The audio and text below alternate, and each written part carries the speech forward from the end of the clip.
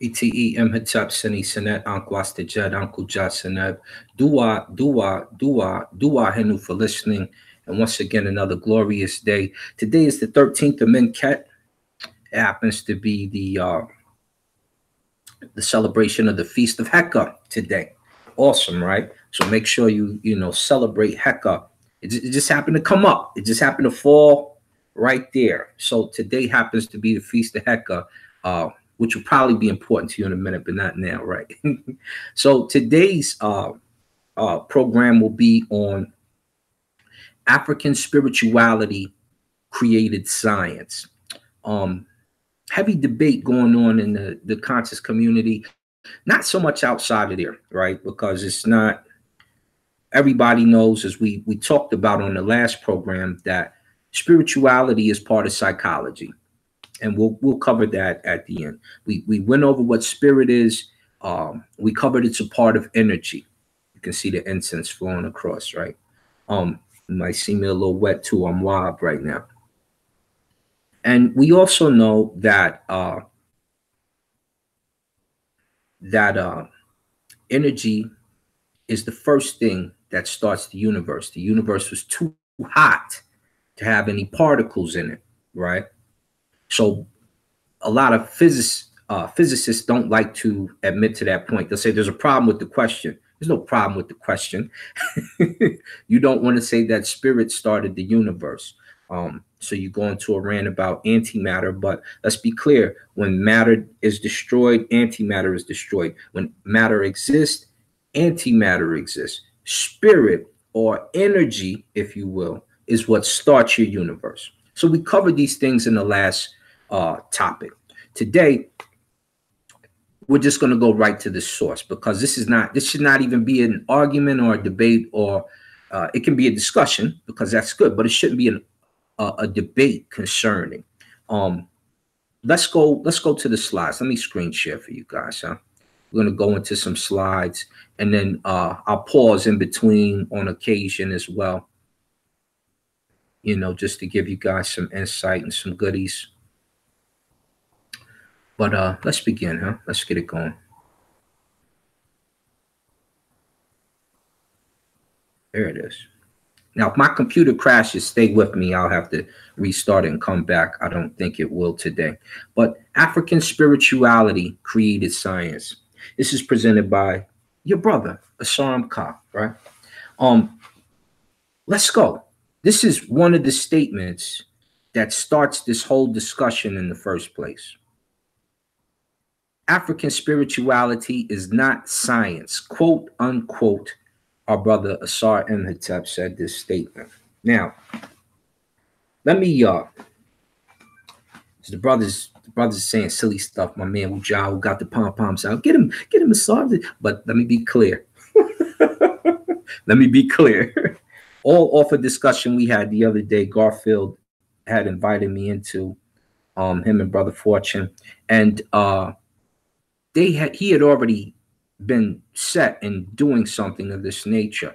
But let's be clear: when it comes to science, spirituality came first, right? And that's what we're going to be covering today: the who, the how, the what, the when, because it's important. Right now, a lot of people are turning against our brother Asar Imhotep, but do not. Still our brother, and he still gives good lectures. He just happens to be wrong on this point. It's that simple. No jealousy. I can pull up a picture that has more hits than most of the conscious community's websites combined, right? Me and one of my fighters, so there was talk of me being jealous of something goofy or something weird that didn't make sense. Trust me, no jealousy here. We nothing. You don't have anything I want, any of that. It's very simple. This is just an incorrect statement. You have to live with that. But you can change it, or you can live with it and keep pushing it if you like. But a lot of IFA practitioners, a lot of different practitioners felt a certain way. Do not. There's no need to. Just know that this particular statement from our brother is wrong, and we'll get into just how wrong it is. But let's begin.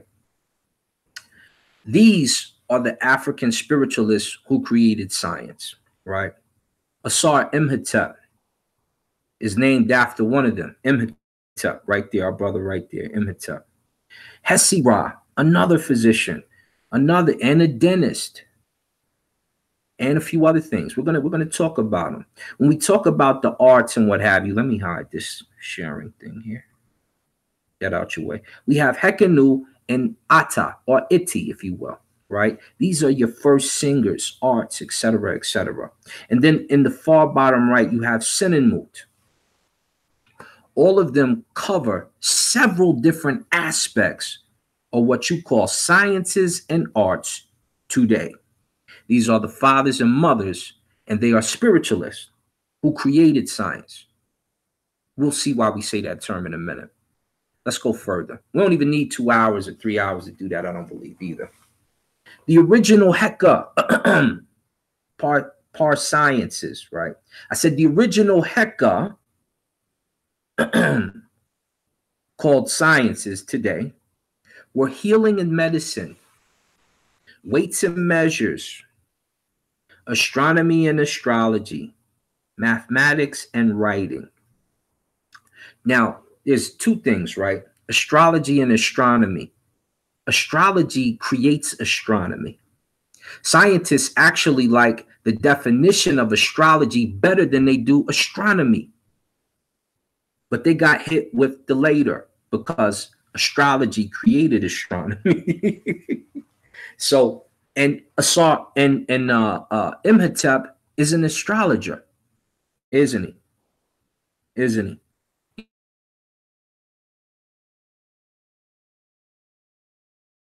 Is also an astrologer, even further back, because they're not even astrologers, but we'll get to what they actually are. But the term astrology comes before astronomy, and astrology dictates to astronomy until science recently decided to take astrology out of science, calling it pseudo, even though it's what created the science of astronomy.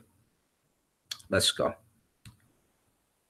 This right here is a house of life.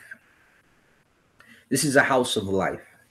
You can click the link and get a jump start if you want. Let me go back. This is a house of life. On reshafim.org, I just left a few things that you guys can kind of see so that you can go check out, on your own time. When I go deep into my studies, I got my books, but on here, I can't hold the book up so well. I tried that last time with the dictionary. It didn't go so well. But this is a house of life. This is your first hospital. It's your first hospital. This is also your first laboratory, right? It also served as a library per Ankhs and per Oz. And it also serves as a place of worship. They keep the Necha there. The priests who do their services in the per Ankhs come there once a month out of their year, and they do their service. And it goes in a chain. They come do service for a month out of the year. They come back next year, do service a month out of the year, right? That's how that works.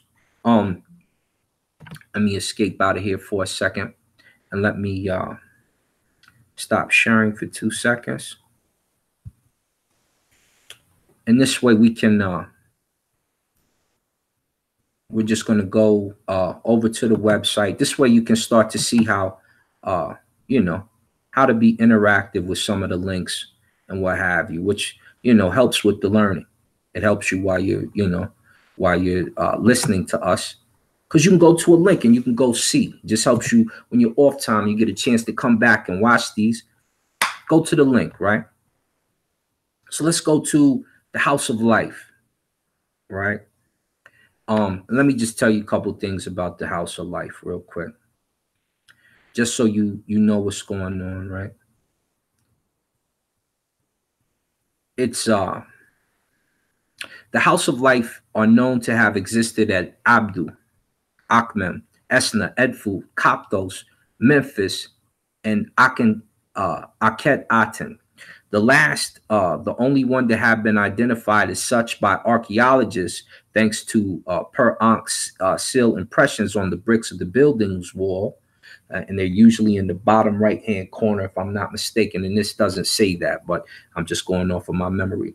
Despite the small number of known houses of life, it has been suggested that all sizable towns and major temples had one. There were seemingly houses of life which were part of temples, and others which were at least physically separated from any temple. At Akhenaten, or at Aket Aten, pardon me, it was close to the storage chamber of documents of the Nesu Biti, the king, where the royal administration kept its correspondence, some distance apart from the Aten temples, right?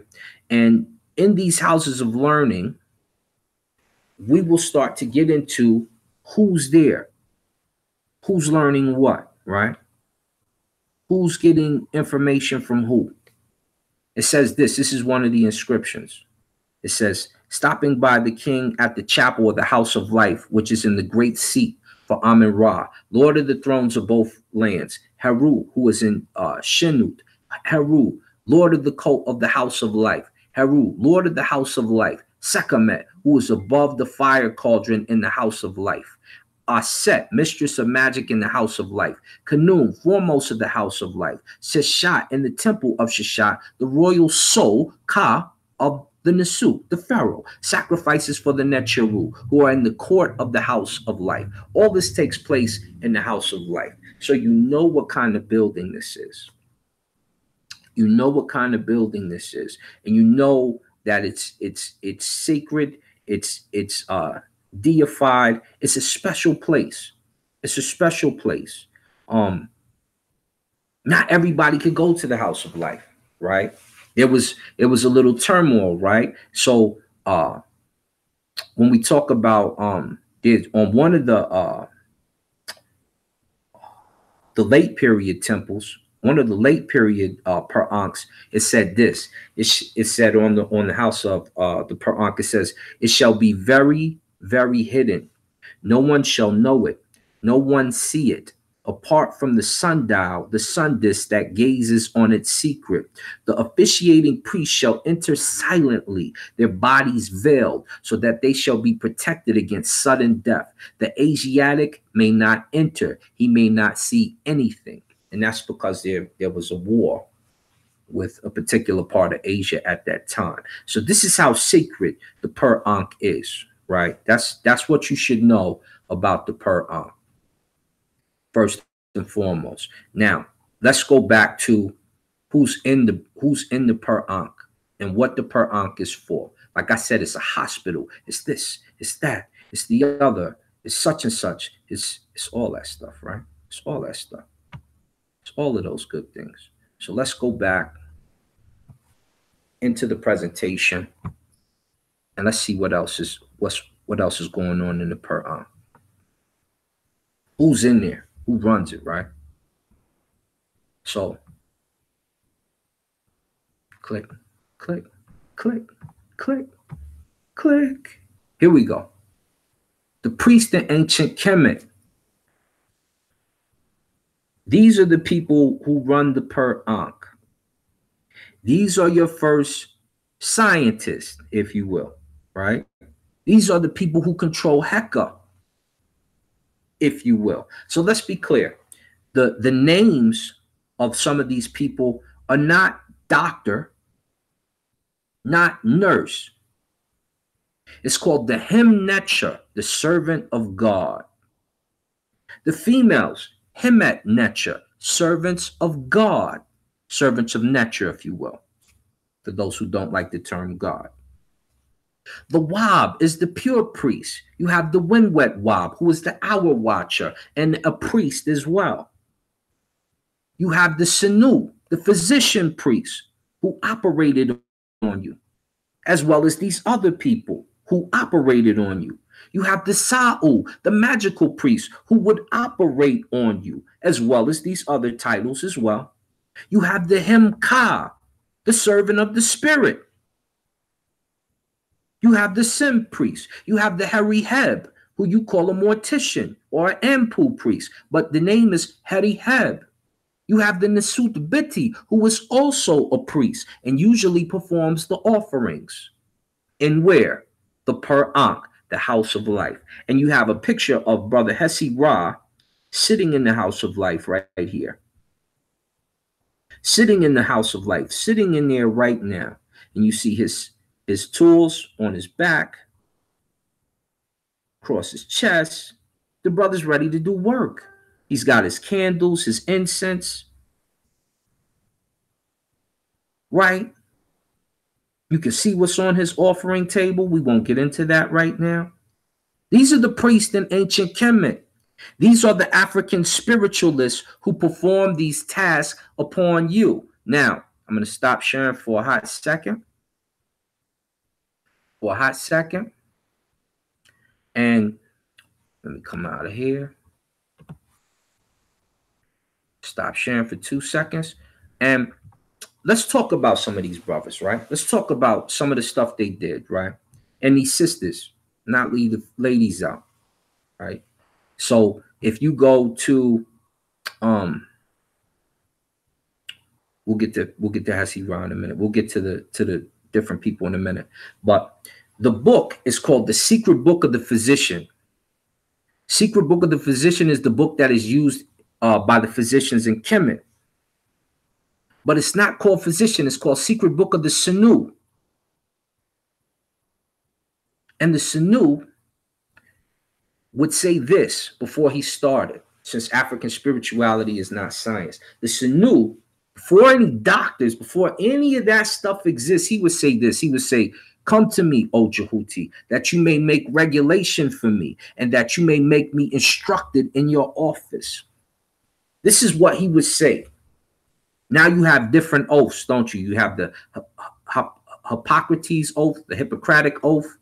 You have the traditional healer's oath, which is similar to this one here, except for they say they're not God, but they're working for God on a patient, right?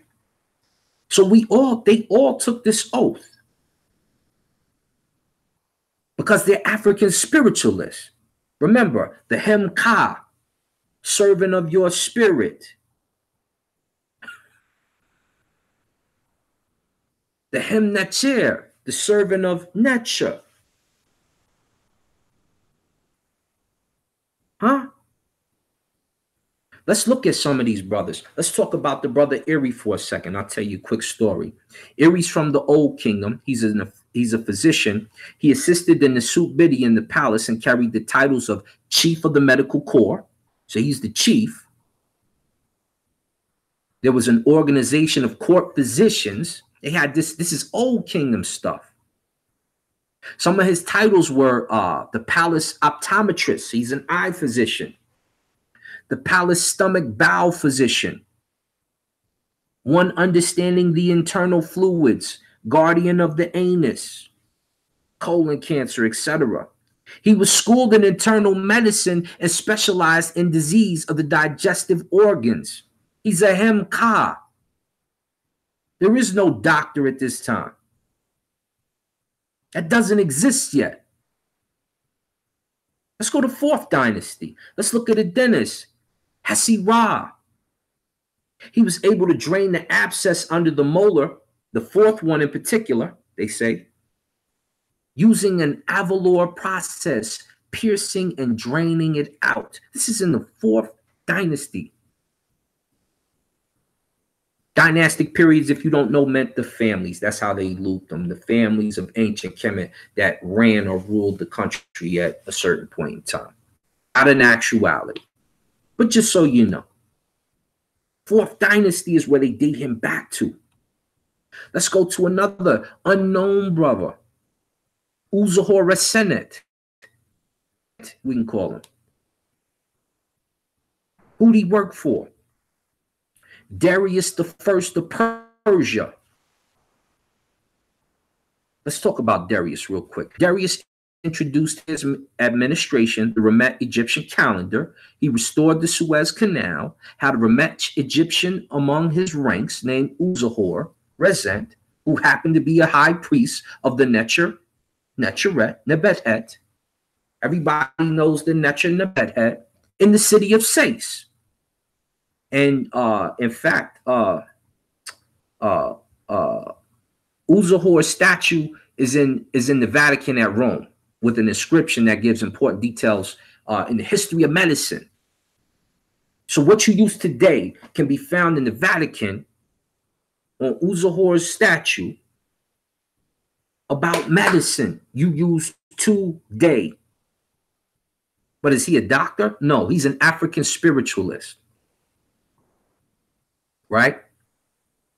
Meaning he'll say the prayer as he induces the medical procedure. But you want to say the prayer is not science, though we know it's part of psychology, and we know it's part of history. Foolish things right now. Let's go deeper into Uzahor for a minute, just so we can venerate the brother, because I'm sure you haven't said his name and poured a libation in a good number of years, right? So Uzahor Rezent states, this is him talking, his autobiography. He says, His Majesty King Darius commanded me to come to Kemet while His Majesty was in Elam as great king of every country and chief prince of Kemet, in order to establish the hall of the House of Life, the hospital of its time, right? After their decay, because they had decayed, they stopped using them. He says this, he says, the barbarians brought me from country to country and conducted me to Kemet, as the king had commanded. I did as His Majesty had commanded me. I equipped them, the two houses of life he equipped, with all their students from among sons of men of consequence. No sons of the poor were among them. So you can see, being a doctor, being a hemka, being a, right? Being a Sanu and a Sa'u is expensive business. It has been, it was then, and it's still now. It's expensive business. And this is because Darius commanded it to be.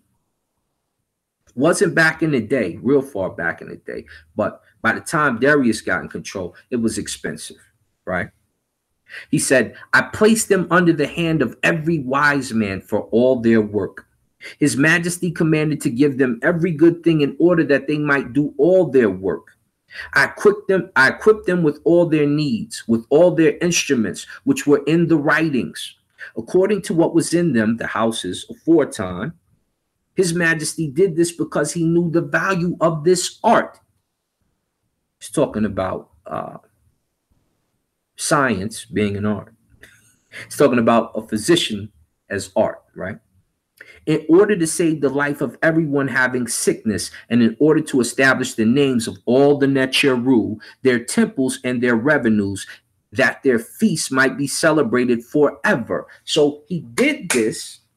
He taught them medical practice so that you might celebrate the Necheru. So that you might celebrate the Necheru forever, he says. Forever. He says, and in order to establish the names of all the Necheru, their temples and their revenues, that their feasts might be celebrated forever. This is the first mention that a medical school was a royal foundation. It's not the first time it happened. Remember, Uzahor is restoring what is going on, what was destroyed before. He's restoring it. But this is the first mention when a royal foundation put money behind it. Right? Right? So let's go in a little deeper, right? Let's go. If you have the Eber Smith Papyrus, you can pull it up now. I'm just going to touch on probably one thing, right? Because we know that when one of these brothers, when one of the Seminu, when one of the Sa'u, when one of the Hemnecha, when one of the Hemka, when one of the Harry Heb, whenever they get a hold of you, they start to, when the Sem priest laid the wrappings around the body before the Harry Heb does what he does, you know, or after the Harry Heb does what he does to the body. All this stuff is happening, right? So first they whipped in Medu Neter. They bind the wound, right? And then they widdi to apply the bandage to it, or the seshed, or the awi, the plaster cast, right? And then they might do say sayings over the cast, over the wrappings, over the bandages, over the body part, over the part of Neteru that is you, because you are one with the universe. And we don't separate those in African spirituality. African spirituality never separates the two. Ever. Ever. Do they? Not until later times, huh? Real recent times. And guess what? The people there were having a problem with it being done. They're having a problem with it being done. Let's go to one of these sayings. If spirituality wasn't part of the medical practice, as I had suggested before. It says this, it says, you examine a man counting anyone. For examining cot measuring is like once counting a certain quantity with a bushel, or counting something with the fingers in order to know. It is measuring things with the bushel, which one of whom an ailment is counted, like measuring the ailment of a man in order to know the action of the heart. Or actually, let me not read that. I'm not going to read that. That one is long. I'm not give you no long stuff right now. It says this. It says this, and I'll keep this one short and simple and give you that long one, right? It says, the breath of life enters at the right ear. The breath of death enters at the left ear. Something entering from outside, the breath of an outside neter or death. So this brother in the Eber Smith Papyrus is giving an examination of a person who had an accident and died. And it's believed that he fell with nails in his hand and something happened and didn't work out so well. But you'll notice he says the breath of an outside neter while giving a medical diagnosis. Why are you talking about neter during a medical diagnosis if African spirituality separated the two?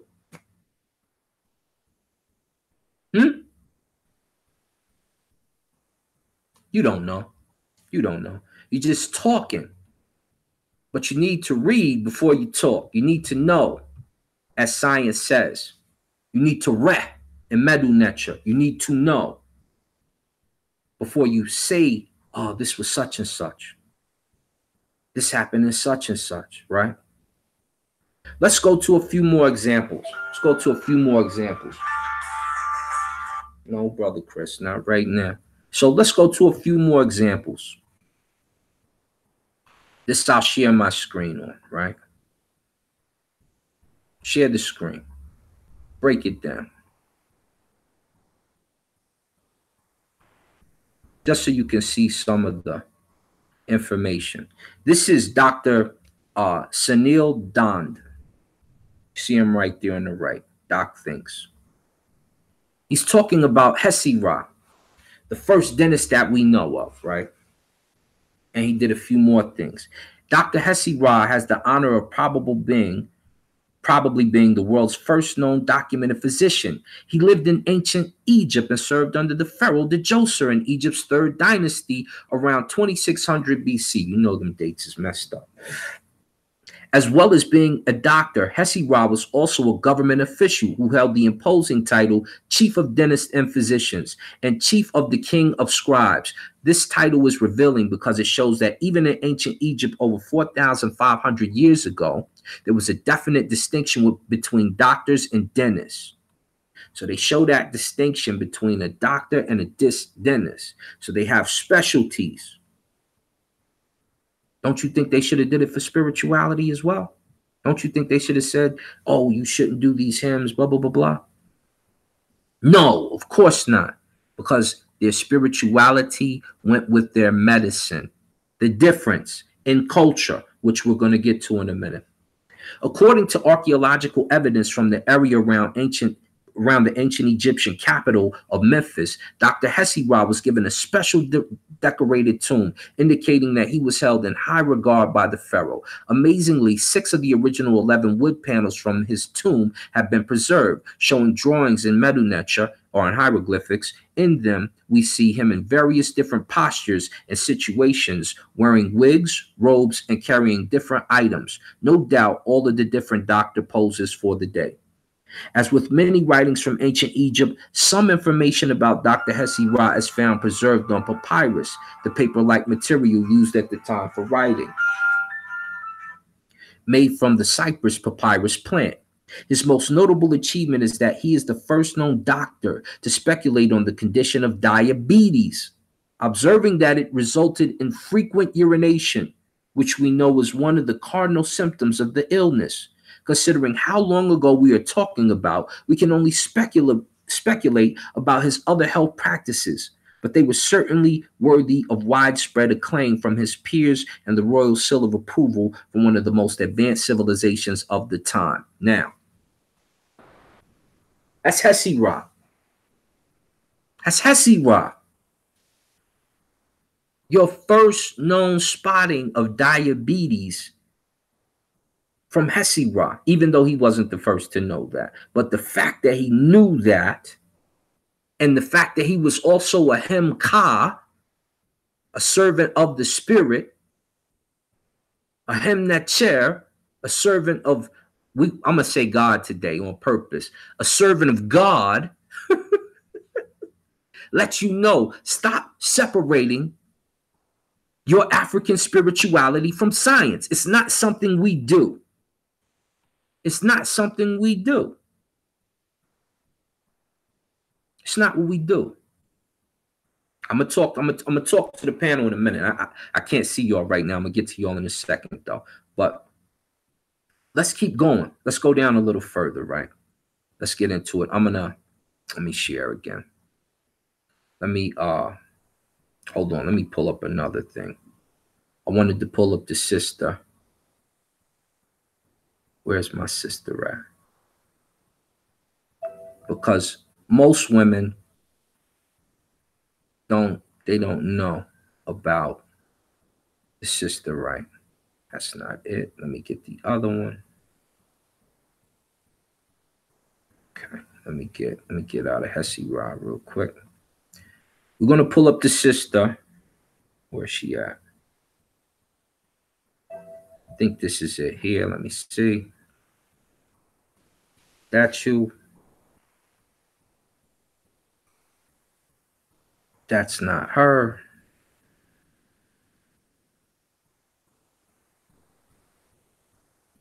Give me just a moment so I can get the sister, because the ladies got to see it too, right?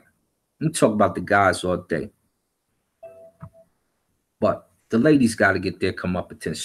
Don't nobody ever talk to y'all ladies. They don't tell you anything, as if you're absent from ancient history. And then they turn around and say, the black woman is God. Next time somebody tell you that, say, show me then. Say, show it to me then. Real talk. Show it to me. So let me show you. Let me show you our sister, right? Stop talking and show it to me, brother. Tell them. You can find this right on Wikipedia. But you can also find it in other places. But 4th dynasty. That's how far back she goes as well. Peseshet, or Peseshet, who lived under the 4th dynasty, is often credited with being the earliest known female physician in ancient Egypt. Though another, Meret Ptah, lived earlier. So there's 2 ladies right there for you, ladies. Do your research for us. Why do we have to do all the research? You can go on a dig too. Do some research for us as well, right? Her relevant title was Lady Overseer of the Female Physicians, but whether she was a physician herself is uncertain. That's foolish. You already know if you're the head of it, you got to know what to do in it. She also had the title King's Acquaintance and Overseer of Funerary Priest of the King's Mother. She's a Harry Heb. She's a sim, maybe. And she's the overseer of all the Sanu, the physicians. She had a son named Akhet-Hetep. I believe I went in his tomb. Her personal false door is in his tomb. However, the mother-son relationship of Akhet-Hetep and Pesishet is not confirmed by any inscription, but which means it could be his wife or something. They don't know exactly the full stilo, but her name is on his door. And I believe I went in his tomb. Pesishet and Merit Ptah are the first female physicians we know by name. The first. We're talking 4th dynasty. Merit Ptah may be 3rd dynasty. That's information that my lady should be looking up without question. Without question. And she's a what? She's a Heri-Heb. She performed the funerary priest services. She's a mortician, and she performs the rites over the body, which means she had to be a Sim to become a Heri-Heb. And she's a Sunu. And she's the overseer of the female physicians. Spirituality created science. We're going to go further in a minute. Chris, not now.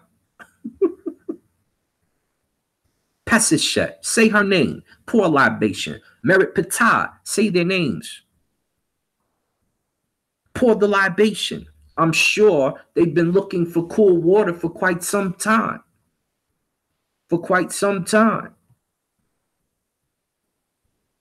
Right? Am I right?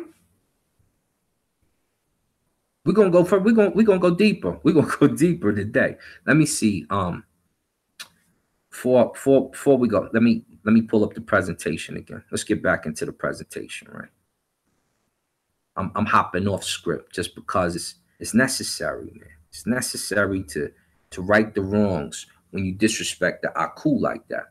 You don't even mean to disrespect the Aku, but you disrespecting the Aku when you make some of these statements. And I don't even think you know it. But there's our priest, right? Let's go into when this separation of spirituality and science occurs, right? That's what we need to do. Let's go and find the separation of spirituality and science and when it occurs. You know this man right here? You know who this guy is? Hippocrates. He is the cause. Let me be clear, right? Next slide here. Let's look at a couple things. When did science begin? I'm going to give them I'm going to give them a real far back date. When did science begin? It says that list begins with the ancient Greeks, Hippocrates and Aristotle, 460 to 375 BC, who were not really scientists in the modern sense, with the Persian Ibn Sina and the Englishman Roger Bacon. However, we begin to get people thinking a little like modern scientists. Now, you see what they do? You should be kind of upset with this a little bit as well, because they're demonizing the thinking of a man who puts spirituality and science together. And this is the European thought that comes from it. And Hippocrates is the reason why. And we'll get into that in a minute. When was the term scientist first used? 1834, Cambridge University historian and philosopher of science William Whewell coined the term scientist to replace such terms as cultivators of science, him-nature, him-ka, ancestor terms. When was the term science first used? The first great scientific school of the modern world, the École Polytechnique in Paris, was founded in 1794 to put the result of science in the service of France. 1794, 1834. None of that sounds like the Fourth Dynasty. None of that sounds like Old Kingdom talk, which means that what? Scientists come well after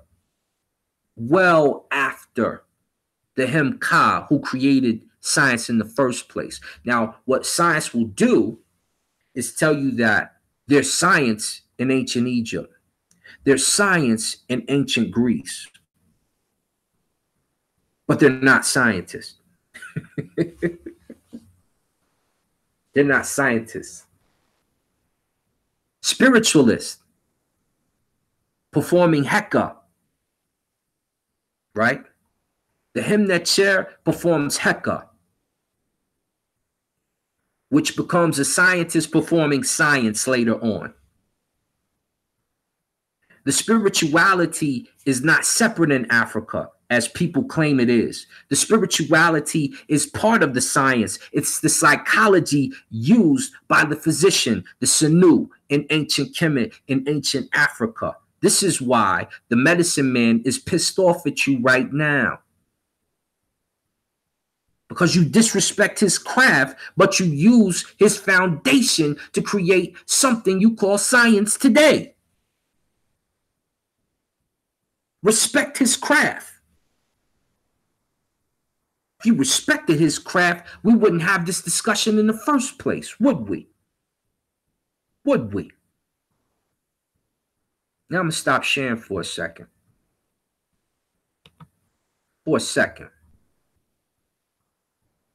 And we're going to go over here and we're going to read how Hippocrates messed this up in the first place. Should have kept his mouth shut. Should have kept it. Hippocrates, should have kept your mouth shut, man. Because you're the cause of this. You're the cause of people wanting to separate the spirituality, the psychology from the medicinal purpose. From the medicinal purposes. And you demonize what was happening. But you had a good reason, because people were trying to get over and doing it. Soothsayers running around. Oh, I can do this. If I say this to such and such God, this will happen. This will take place. Such and such will happen. So I understand why you did it, Hippocrates, but let me be clear. When you did that, you messed up the school that gave you the science in the first place. And Africans right now today are so lost. They running around saying it's not science. It's when it's clearly psychology. We'll touch on that in a minute. We'll get to that later. Right now, we still got stuff to clear up. So let's go into Hippocrates for a minute. Let me pull up Hippocrates link real fast. Get this out of here. Let's pull up Hippocrates link real quick, so we can see how he messed this whole thing up in the first place. Bumping his gums. You know how we say bumping the gums. I don't know who's in the chat yet, so I see y'all popping up in the chat. Whoever's in the chat, I'm gonna holler at you in a minute. Let's go to Hippocrates and let's read this, man. Let's look at this stuff. You know, these dudes is crazy. On the sacred disease.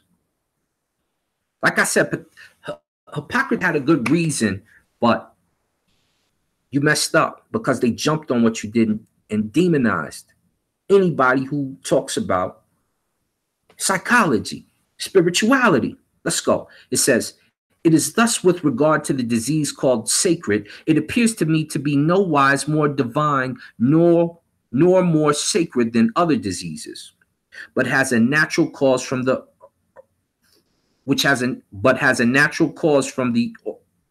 originates like other affections. That's a Greek sentence. I'll tell you right now. Men regard its nature and cause as divine from ignorance and wonder. So he's calling divinity ignorance and wonder in the case of figuring out diseases. So he's telling the soothsayer back up if you don't really know about the sciences, right? Because it is not all alike to other diseases. And this notion of its divinity is kept up by their inability to comprehend it. and this simplicity of the mode by which it is cured, for men are freed from it by purifications and incantations. But if it is reckoned divine because it is wonderful, instead of one, there are many diseases which would be sacred.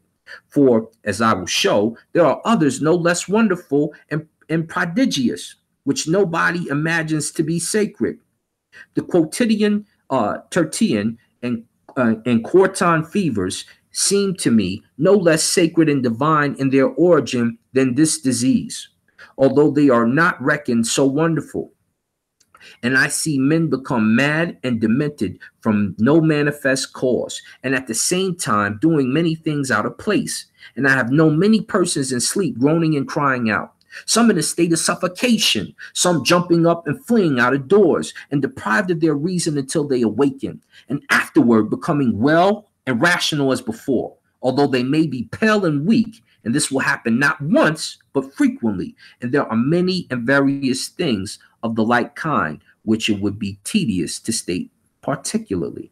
Now, we're not going to read the whole thing, but we're just going to grab a few spots, right? This is what he says. This is what he says. And this is concerning smallpox, right? They call that the divine disease for whatever reason, right? It said, let's go. He says, of sea substance. Hold on, we'll read the second paragraph in 4 real quick.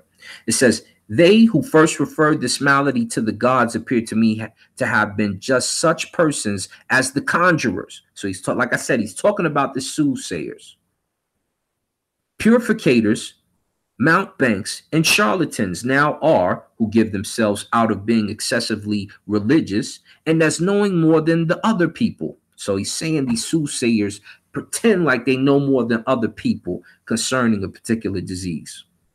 Such persons, then, using the divinity as a pretext and screen of their own inability to afford any assistance, have given out that the disease is sacred. Adding suitable reasons for this opinion, they have instituted a mode of treatment which is safe for themselves, namely by applying purifications and incantations and enforcing abstinence from baths and many articles of food which are unwholesome to men in diseases. Of sea substance, the surmullet, the blacktail, the mullet, and the eel, for these are the fishes most to be guarded against. And of fleshes, those of the goat, the stag, the sow, and the dog, for these are the kinds of flesh which are aptest to disorder the bowels. So people are eating dogs, as you can see in Greece at the time. No disrespect to any of my European readers, but they're eating dogs, things that are forbidden to them due to this disease, trying to get away with reasons to do so. This is the soothsayer he's talking against. He says, and of fleshes, those of the goat, the stag, the sow, these are the kind of flesh which are aptest to disorder the bowels. Of fowls, the cock, the turtle, and the bustard, and such others are reckoned to be particularly strong. And out of pot herbs, mint, garlic, and onions, for what is acrid does not agree with the weak person, and they forbid to have a black robe, because black is expressive of death. This is Greeks demonizing the color black right now. And to sleep on a goat skin, or to wear it, and to put one foot upon another, or one hand upon another, for all these things are held to be hindrances to the cure. All these they enjoin with reference to its divinity, as it possessed of more knowledge and announcing beforehand other causes, so that if the person should recover, theirs would be the honor and credit. So they're soothsayers. And if he should die, they would have a certain defense, as if the gods and not they were to blame, seeing they had administered nothing either to eat or drink as medicines, nor had overheated him with baths, so as to prove the cause of what had happened. So breaking the fever, basically. But I am of the opinion that if this were true, none of the Libyans who live in the interior would be free from this disease, since they all sleep on goat skins and live upon goats, flesh, neither have they couch, robe, nor shoe that is not made of goat skin, for they have no other herds but goats and oxen. But if these things were administered in food, aggravated the disease, and if it be cured by abstinence from them, Godhead is not the cause at all, nor will purifications be of any avail. But if the food which is beneficial and prejudicial, and the influence of the divinity vanishes. So that statement right there became damning to spirituality and its use in medicine. And the rest of this sentence right here, you see right there above, the rest of his dissertation became damning to spirituality mixed with medicine. But this is in Europe. Remember, in Africa, we give credit to the nature. We work the medicine, and we show that the healing is from the medicine, and your belief in nature should be strong because your psychological issue will go away concerning the disease with the medicine administered with it. The difference, if you read any of the medical papyruses in ancient Kemet.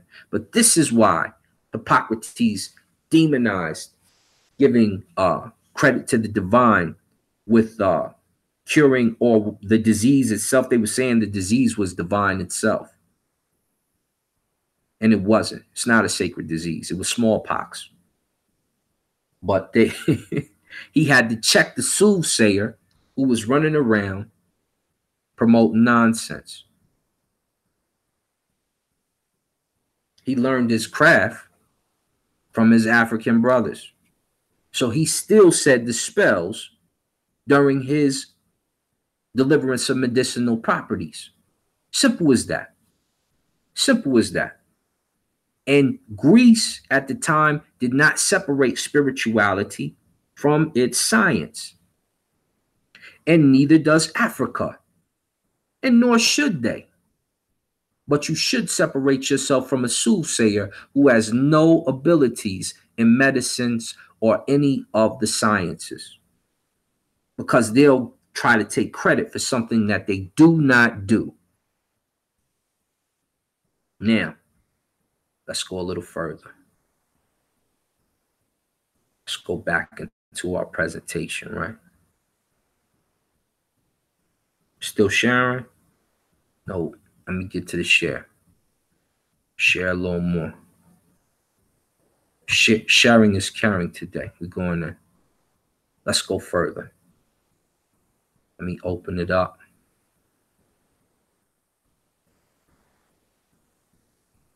That's Hippocrates. Pseudo. You know that word. You know that word. Our brother Ankh making hats and stuff right now. Pseudo. But guess what, pseudo? You see this dude, Bernard Ram? Somebody mentioned concordism the other day. Why would you talk about concordism? Bernard L. Ram was a Baptist theologian and a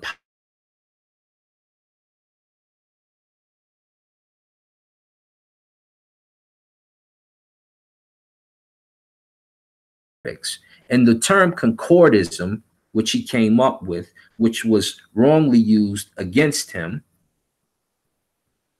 is pseudo. It doesn't exist. It's not in the dictionary. It's not Merriam-Webster. It's that because it doesn't exist. It's a fake word.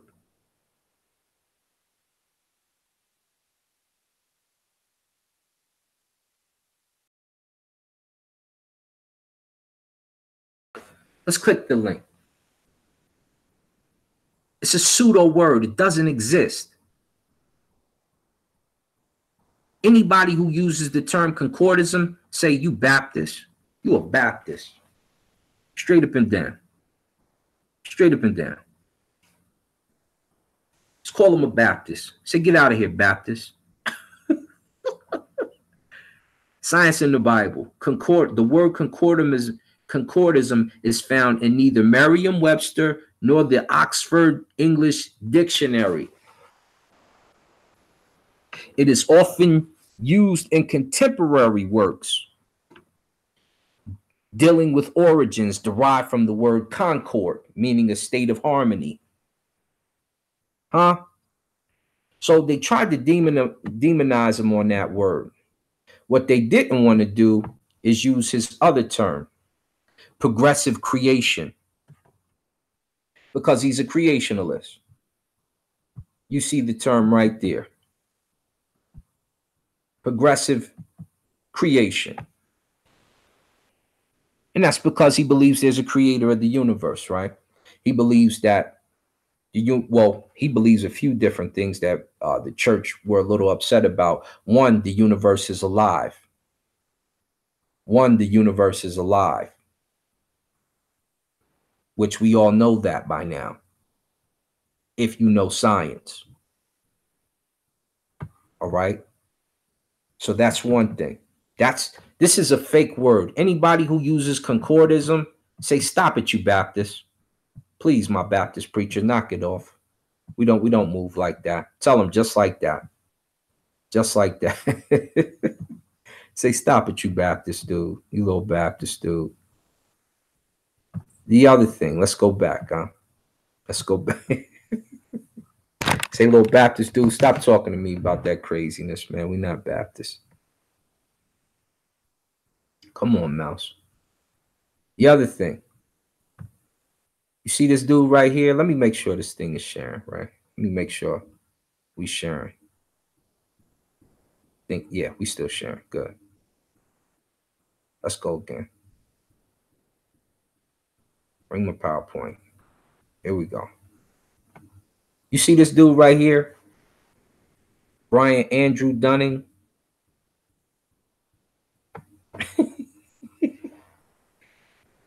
Anybody quoting Brian Andrew Dunning is doing science no favor. You know why? Because he is not a scientist. Born 1965, an American writer and producer who focuses on science and skepticism. He has hosted a weekly podcast, Skeptoid, since 2006, and he's an author of a series of books on the subject of scientific skepticism. You know, he talks about them on his podcast all the time. Sometimes, if he doubts something in science, he brings it up, and sometimes he might bring a scientist to a turmoil, right? In a little bit of turmoil. But most of them explain it to him and break it down, and he's in agreement. Or he'll say, well, I don't know. I still don't know, right? Let's look at this dude for a minute. This is a con man. This dude's a quoting a con man. Dunning co-founded BuyLink, a business-to-business service provider, in 1996 and served at the company until 2002. He later became eBay's second biggest affiliate marketer. He has since been convicted of wire fraud through a cookie stuffing scheme. In August 2014, he was sentenced to 15 months in prison to be followed by 3 years of supervised release for the company obtaining between $250,000 and $400,000 through wire fraud. He's a fraud. Why are you quoting him, acting as if what he's saying is science? And I covered this in the beginning. The universe in its initial state is too hot for particles of matter to exist. It's energy. It's energy. Physicists don't like to talk about it because most physicists are materialists. But you know what you have to admit to? Energy, or spirit, if you will, as we read the definition on the last show, is all that there is until it starts to cool. And they predict the particular temperature that it's at. And nothing exists. That's a particle. So they make silly terms like particleless matter.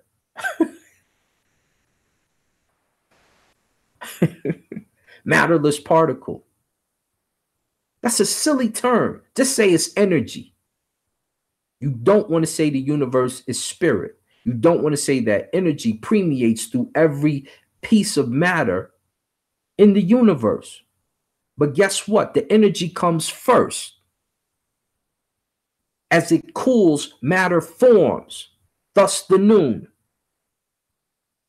Thus the noon exists. Informs come out of the noon. Period.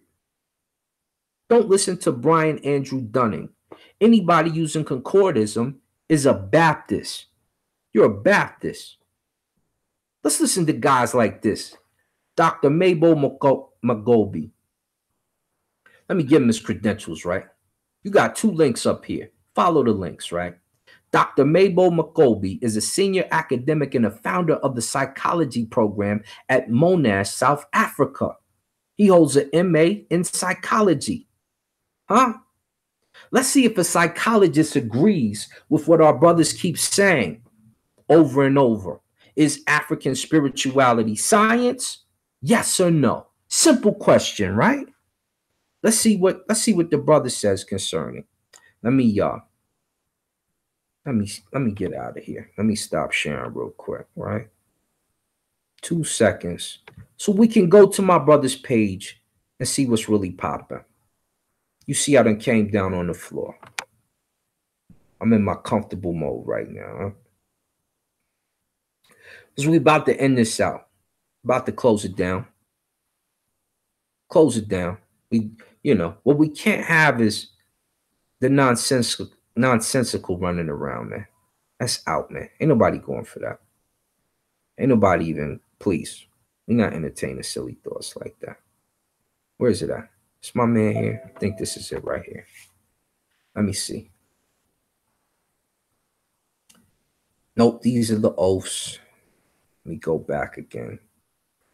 He should be, I believe he's here. Let me see. Then we're going to end this out. First, let me show you the reason why we have to do this, right?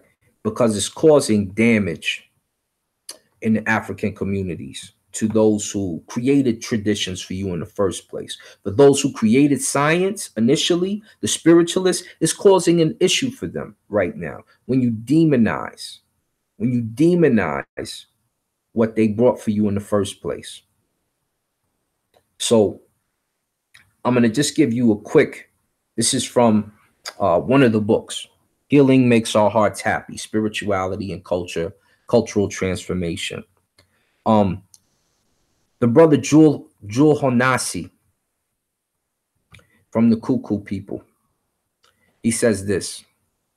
This is concerning discussions about science, about rights that the people should have. But when it comes to the science discussions and what have you, this is what he says. Jewel Holland people voiced their anger among themselves at this treatment. Komsa from Mahopa spoke with fierce eloquence. He said, "We don't want a government that treats us like the woman who ate meat but only smeared her child's mouth with fat." When someone came to ask if the child had been fed, she said, "Don't you see the fat around his mouth?" But in fact, he was hungry. This is how they are treating the traditionalists in Africa today. Can you imagine a woman looking at a child? Here's a scenario for you because it happens in the home now. Sister has a child with a man that pissed her off, and now she holds resentment for the man and the child because the child looks like the daddy, and she eats a fine steak or she eats a well-cooked asparagus in front of him, and the people come, social services comes, boo, boo, boo, boo, boo, let us in. And she gets the smearing fat across the child's mouth from some animal, some steak, some pig, some whatever she ate. She smeared it on the mouth of the child. And don't you say a word when they come in here. You better tell them I fed you, and you better not say a word. And then she goes to answer the door. We're coming to do a checkup. This child looks a little malnutrition. Are you serious? Do you not see his face smothered with fat? He is eating well. Do you not see half of my plate? That's how you treating the traditional spiritualists right now, by making statements like African spirituality is not science. Not knowing it's the cause of science. You don't even know it's the cause of the science. You understand? This is what another brother said. Muma from Dobe. This is Muma from Dobe. He says, when the government picks people up for meetings, they forget us. Isn't a Julhon a person whose father was the owner of his Inlore? Has he left his Inlore and gone to anyone else's? This is a matter of the heart. So this is how they're treating. This is how they're treating the Kuku people. They're spiritualists and they're doctors. Let's go to Dr. Ngobe's breakdown. He has a very good breakdown. Let me get over to it.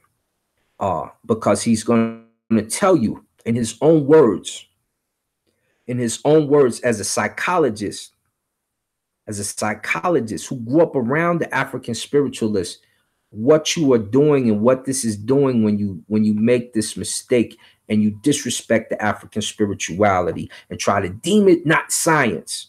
He's going to give you a full breakdown of the happenings and goings on. Let me pull him up here. That's not it. Hold on, let me see.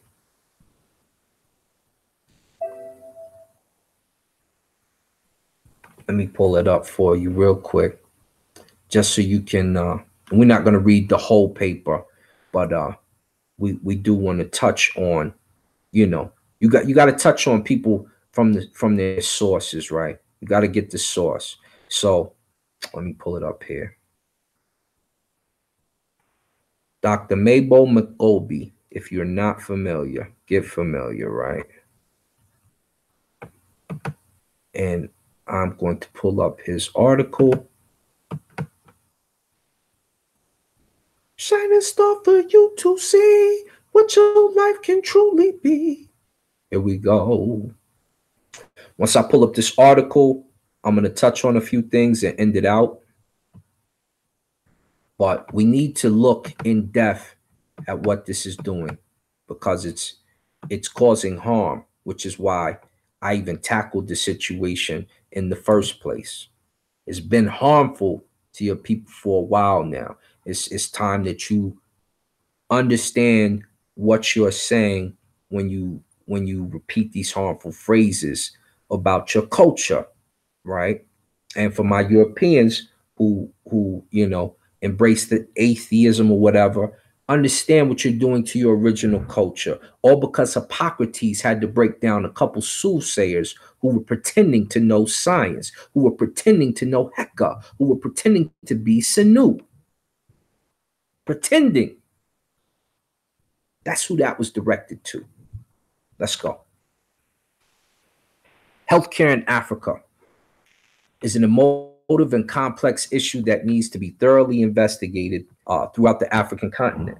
Human immune deficiency virus, HIV, and acquired immune deficiency syndrome, AIDS, tuberculosis, malaria, cholera, psychiatric conditions, and other diseases are taking a huge toll, especially in the poorer communities, right? So we know diseases running rampant where there's no money. It's always been, right? It says each year malaria kills thousands of people in sub-Saharan Africa. It is one of the leading causes of death for both young and many parts of Africa. So we're not going to read all the, got the Institute of Communicable Diseases. And he goes on to say this. He says, in times like these, some people would call for the integration of traditional healing into the mainstream healthcare system to reduce the burden that the Western healing system is carrying. These types of calls have been made even before the 1994 democratic dispensation in South Africa. The move to integrate the two was fully supported and advocated for by the previous Minister of Health in South Africa, Dr. M. Shabala Msimang, and previously endorsed by the member of Executive Committee, MEC, for Health in the KwaZulu-Natal province. It is also being experimented upon in one of the AIDS hospices in that province. All over the world, the traditional healing system has captured the attention of scholars for many decades. Much interest among academic researchers, particularly cultural anthropologists, has resurfaced in the late 1950s and early 1960s when some African countries such as Ghana and Nigeria gained their political independence from the Western political and cultural imperialism. This interest gained greater momentum in the 80s right through the 21st century with the emancipation of the last batch of African countries. So right now, they are trying to integrate. And the people are doing what? Demanding traditional healing. Let's go. It says traditional healing used to be concentrated in a lot of rural areas of Africa because of the inclination towards traditional way of living in those areas. However, in the 21st century, the situation has changed. Traditional healthcare services are no longer confined largely in the rural traditional villages alone, but have spilled over into the urban and from rural to urban areas in search of better economic conditions. To corroborate this point, McKean and Mander alluded to the process of rapid urbanization, HIV and AIDS, as well as high levels of unemployment as contributing factors for the high demand in additional African medicines, that this demand is probably higher than at any time in the previous century. There is no city, town, or village in Africa where the services of traditional healers are not demanded. Over 70% of Black people use the services of traditional healers. Now, with that being said, you are disrespecting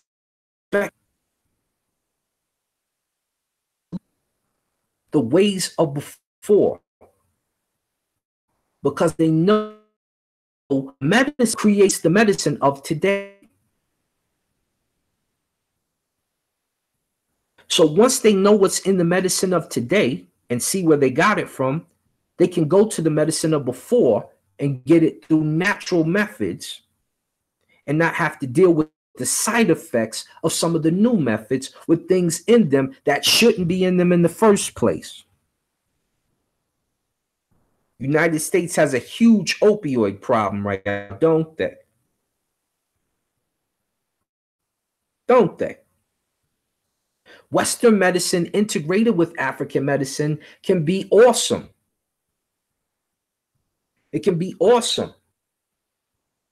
But understand that the African spiritualist has been doing medicine for years. And the people enjoy it because it works. Because the Maasai, who goes and knows the tree bark, who goes and boils a pine cone, who knows the plants of the forest that will heal you, can administer it correctly without putting it in pill form, which has other items in it besides just that plant or mixtures of plants. So the traditionist, and when he says it to you, someone who grows up in that tradition, let's just say an Illasar, because that's one of the clans, right? And you know I like that clan. So we say an Illasar. When he goes to that Illasar and he starts to make the psychological connection with him spiritually by saying certain prayers, by talking about things that would comfort him psychologically and make him strong psychologically from Ngai, or her, if it's a female, from Ngai, and the Illasar have two types of medicinal people, traditionalists, the female Illasar and the male Illasar. And they start to do this and heal you. Guess what? What are the modern hospitals over there doing now? They're consulting the Maasai physicians. They're consulting the Maasai physicians to find out what works and what doesn't. What plant did you get this from? How does this work? Maybe we can find a cure for this if you show us this. But they're forcing them to be Christians and things that they're not traditionally. This is not cool. And when you make a statement like African spirituality is not science, not knowing that it's what created and invented science for you in the first place, you make a foolish statement. You make a foolish statement altogether. Altogether. Let me cut this part here. Am I still sharing? No? Good. So let me go into, I don't even know what's being said. But I'm gonna close this part out real quick. Hold on. Let me do this last part, right? Do this last part real quick, just so we can know what science is. And then I'm gonna come see who's in the chat. We're gonna talk to the chat and see what questions you have, what you want to, we're gonna go there. Let's go. Let's go to the last part, right?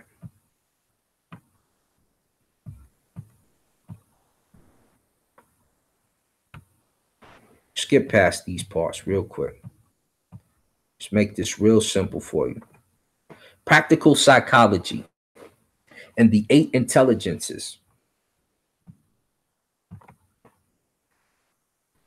What are they? Natural, linguistic, verbal, logical, mathematical, visual, spatial, bodily, kinesthetics, musical, rhythmic, interpersonal, and intrapersonal, which deal with spirituality, right? These two in particular deal with spirituality. Intrapersonal deals with inside, interpersonal deals with outside. Multiple intelligences, right? We just covered that. And what is this up here?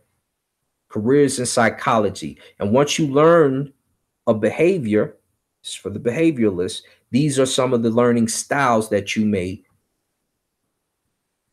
have. These are some of the learning styles that you may show, right? All this is science.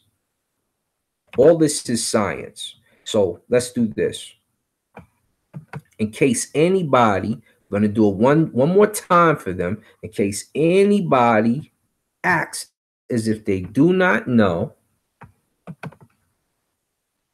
that spirituality is science. Careersinpsychology.org, becoming a spiritual psychologist. It's a full-blown list of what you need to do if it's a master's, if science recognizes it.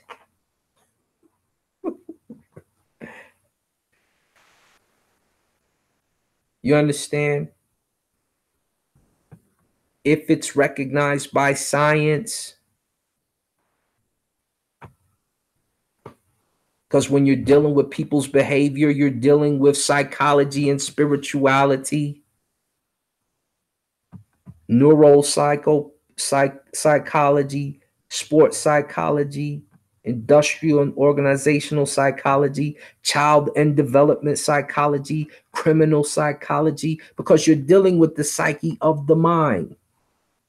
If we were all computers, we would work a certain way, but you don't even comprehend the same way a computer does, and we don't even think computers comprehend. They just spit out an answer they've been programmed to do. It doesn't know why it's doing it. It just it just has the method already programmed into it. It can't come off the grid. It can't come off the grid. So you don't think like a computer. You don't even compute and come up with the end to a means for a math problem the same way a computer would. You understand? You understand? So when you make these mistakes like this, it's bad. It's bad because you're a better researcher, right? And this is not just for him. I'm just speaking to him right now because he's a better researcher than that. We've seen his work before. We've seen how our brother gets down before. Does it much better than that. Let's go to the comments. Let's see my brothers is talking about here in the chat. See what's going on in the chat, right? Put it on pause. Let me see what y'all talking about in the chat. Okay, there go the chat. The supposed father of medicine. Hello. Hello. Right. Snake venom and all this other craziness, right? Imitep, brother Osita Onyabalu. My brother. Imitep, my brother Kofi Paisa. Paisa. Imitep Cosmic Thoughts. Imitep, brother Sutek Karu. And the other 10 that were watching. So we're making it clear right now. I know football is on. I know everybody's enthralled in the football season right now, but very simple. If someone says concordism, call them a Baptist. Stop using fake words, scientists. How you scientists and you using pseudo words? It doesn't exist, right? Concordism. It's not a word.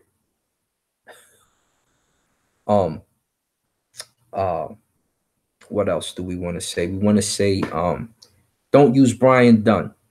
He's not a scientist. Boycotting the NFL. Hello, Sutek.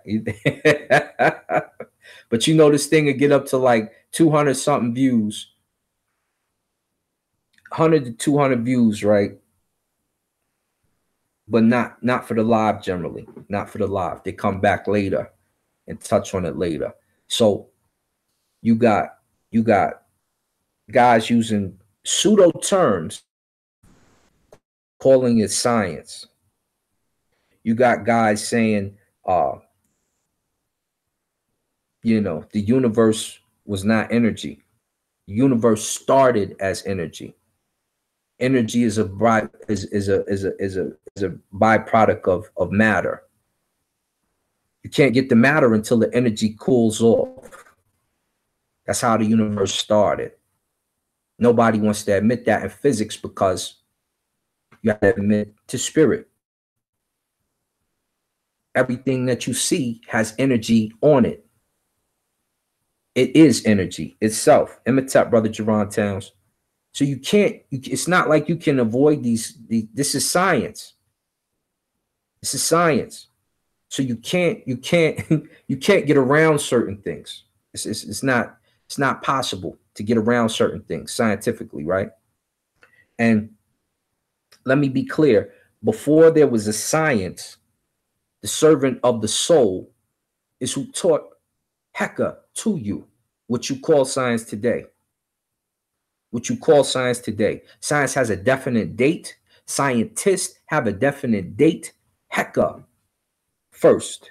The Hemnecha first. The Hariheb first. The Hemka first. The Hemnecher first. The Sem first. Before you. The Wab before you. The Wab when wet. The Hour Watcher. Before you come up with the term astrology. Before you demonize astrology and come up with the term astronomy. Before you talk about any of the scientists, you better give praise to the African spiritualists or to the Hemnecha who created the Heka for you in the first place.